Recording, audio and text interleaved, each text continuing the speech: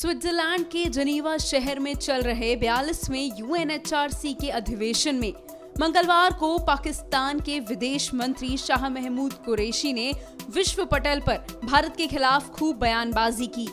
पाकिस्तान का भारत के साथ वर्तमान मुद्दा यानी कश्मीर पर पाकिस्तान भारत को लगातार हराने की कोशिश में लगा हुआ है और इसी कड़ी में पाकिस्तान के मंत्री ने कश्मीर मुद्दे का अंतर्राष्ट्रीयकरण करने की कोशिश की।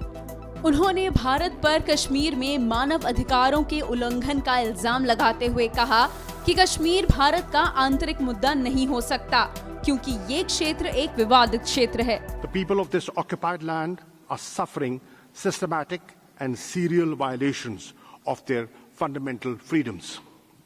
For the last 6 weeks, over 8 million Kashmiris already in the clutches of decades-long Indian oppression have been virtually caged by an illegal military occupation that has swelled in ranks within days from 700,000 to nearly 1 million troops. To what end, I ask, Mr. President? The answer is obvious, and it lays bare the real character of a country that pretends to be a bastion of democracy, federalism, and secularism. For the last 6 weeks, India has transformed occupied Jammu and Kashmir into the largest prison on this planet, with virtually no access to basic amenities and means of communication. Shops are running short of supplies, hospitals of life-saving medicines, and the sick and wounded, many of them due to the direct and indiscriminate use of force by the Indian occupation forces, unable to access even emergency health services. For 6 weeks and counting, Kashmiri's political leadership of all shades has been held under house arrest, imprisoned and gagged. Over 6,000 people, political workers, activists, students and professionals have been arrested without due process of law. Many of them have been forcibly shipped to jails all over India under draconian laws operative in the Indian-occupied Jammu and Kashmir. Distinguished delegates, I'm not alone in drawing attention to India's outright brutality and blatant disrespect for human dignity. The world is speaking. Independent and renowned international media outlets, as well as neutral observers, are regularly reporting horrendous atrocities against the people of the Indian-occupied Jammu and Kashmir. The BBC on the 29th of August reported gruesome details of torture of Kashmiri youth by Indian occupation forces. The report quotes helpless victims as pleading, "Don't beat us, just shoot us." I've had this article distributed to all of you for your perusal. Similarly, The Independent on the 2nd of September reported horrific episodes of extreme brutality and humiliation of Kashmiris by Indian occupation forces who have shamelessly tortured people in public while stripping them naked. Another report notes that the victims of pellet guns that have been used with abandon by the Indian occupation forces for years and have blinded scores of innocent Kashmiris for life are now reluctant to go to hospitals for treatment due to fear of intimidation, arrest and detention of the Indian occupation forces.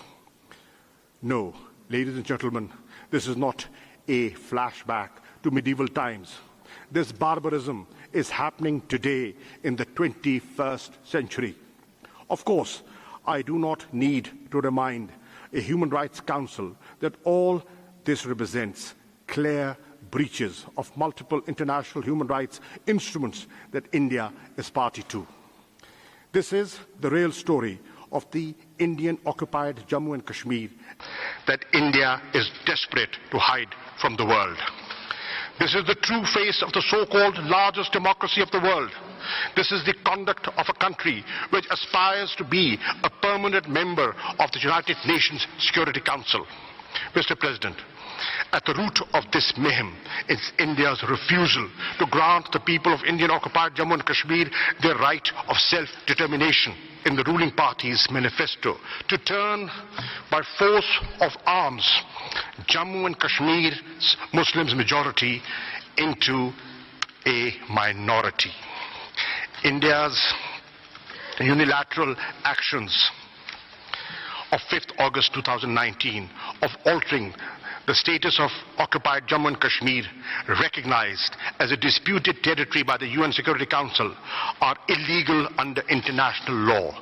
With these illegal changes, India's presence is, by its own yardstick, a naked foreign occupation. These measures contravene the 4th Geneva Convention that prohibits migration to and from an occupied territory. They are also a flagrant violation of several UN Security Council resolutions. India's assertion that these actions are its internal affair is patently false. As a matter of fact, Jammu and Kashmir has been on the agenda of the United Nations for over 17 years now. The meeting of the Security Council on the 16th of August to discuss the Jammu and Kashmir dispute is an attestation of this fact. What is happening in Indian-occupied Jammu and Kashmir is not a country-specific situation in this Council's parlance. The atrocities and abuses are being inflicted upon the people of a disputed and occupied territory, as affirmed by international law. The situation in this occupied territory must therefore be of direct international concern.